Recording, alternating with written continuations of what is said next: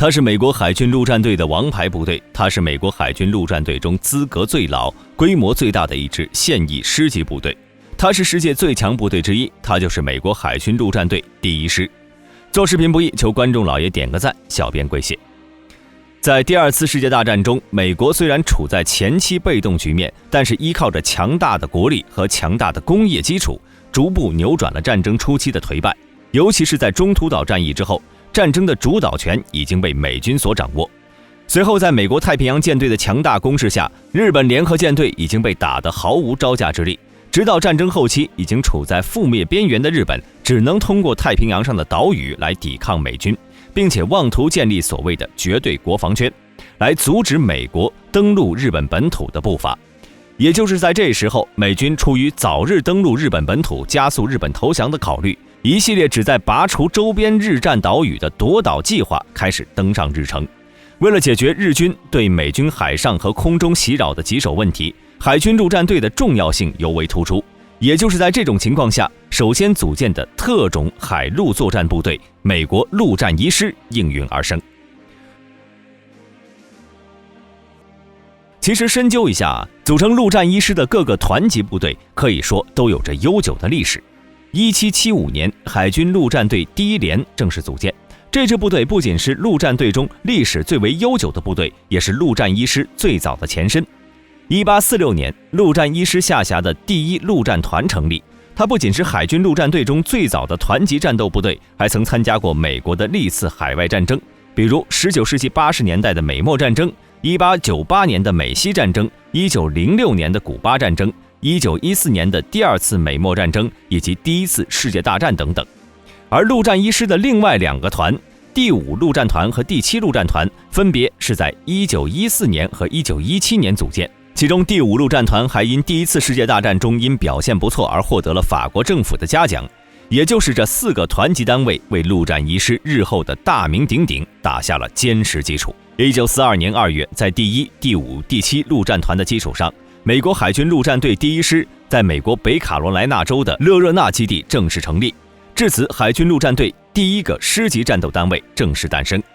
该师是在第2次世界大战期间，尤其是太平洋战场上战功赫赫。最著名的是1942年8月到1943年2月间的瓜达尔卡纳尔岛战役。在本次行动的地面作战中，美军参战余共6万余人，死伤近6000人；日军参战3万多人，死伤2万多人，1000余人被俘。而陆战一师在岛上4个月的激战中，以自身减员7800人的代价，共消灭了日军14000余人，牢牢地将日军第17军钳制在瓜岛上。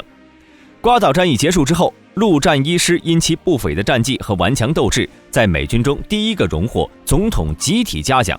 这一服役部队的最高荣誉还获得了由罗斯福总统亲自授予的优异部队称号，成为了获得这一荣誉的首支部队。该师的标志上也被印上了瓜达尔卡纳尔的英文。而这支新生的部队也最终蜕变成为一支王者之师。该师随后又参加了新不列颠岛、帛琉群岛和冲绳岛等战役，成为美国海军陆战队的王牌部队。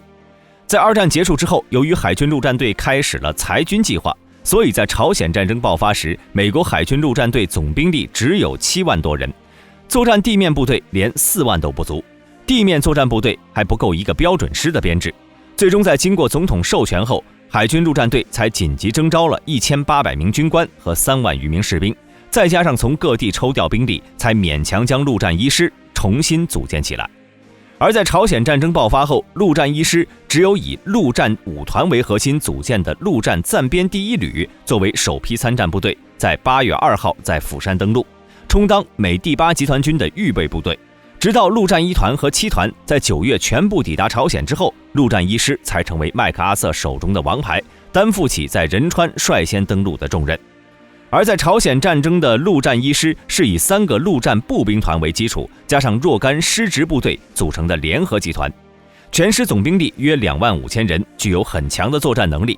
但其实在朝鲜战争中，陆战一师的人员组成，包括战争爆发后服役的预备军人，全部都是志愿者。这和由义务兵组成的美军部队在士气与战斗力上可以说有着很大的不同。在朝鲜战争中，美国除了陆战队都是志愿兵以外，其他部队都是义务兵。一直要到越南战争后，美军才进行了军队改革，采取志愿征兵制度。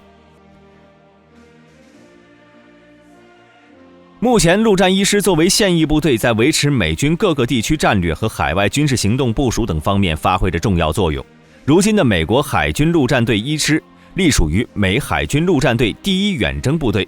驻扎在加利福尼亚州，不仅是陆战队的主力师之一，还是美军太平洋战区的战略机动部队。该师的编制有近2万人，编为3个陆战步兵团，各下辖4个步兵营，1个陆战炮兵团。师直属部队下辖炮兵营4个，司令部营、战斗工兵营、2栖突击营和轻型装甲侦察营各1个。主要装备有2栖攻击车233辆、LAV 轻型装甲车130辆、MIA-1 坦克58辆、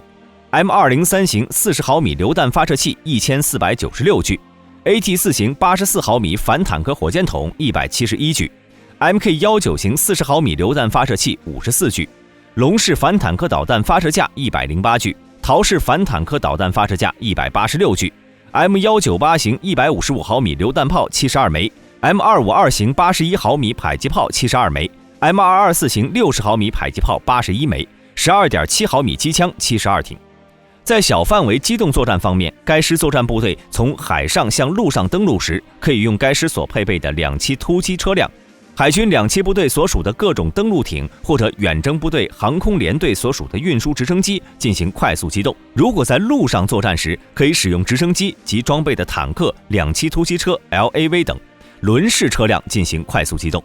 在大规模机动作战方面，该师的兵员和作战物资均可以通过美军空运司令部的大型运输机、海军2栖舰船和美军海运司令部运输舰船快速运输。一般情况下，该师营级规模的应急部队在接收到指令之后，可以通过大型运输机在4小时内从美国本土空投至世界任何角落，或者可以在10天内将一个远征旅部署到全球的任何地方。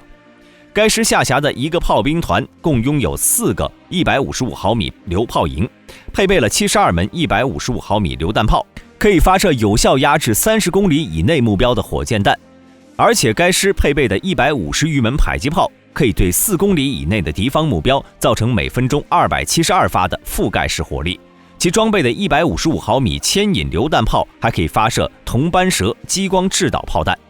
该师的反坦克火力是由各步兵团的反坦克装备组成的，主火力为近300具反坦克导弹发射架，每分钟可以发射近900枚反坦克导弹。除此之外，还配备了170多具 AT4 型84毫米单兵反坦克火箭筒，射程为300米，能够击穿300到400毫米的装甲。而且该师配备的58辆 MIA-1 主战坦克也为其提供了很强的火力。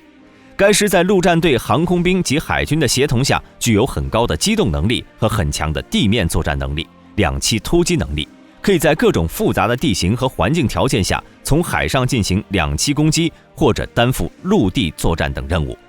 好了，本期视频就到这里，喜欢的朋友可以点赞、关注加评论，我们下期再见。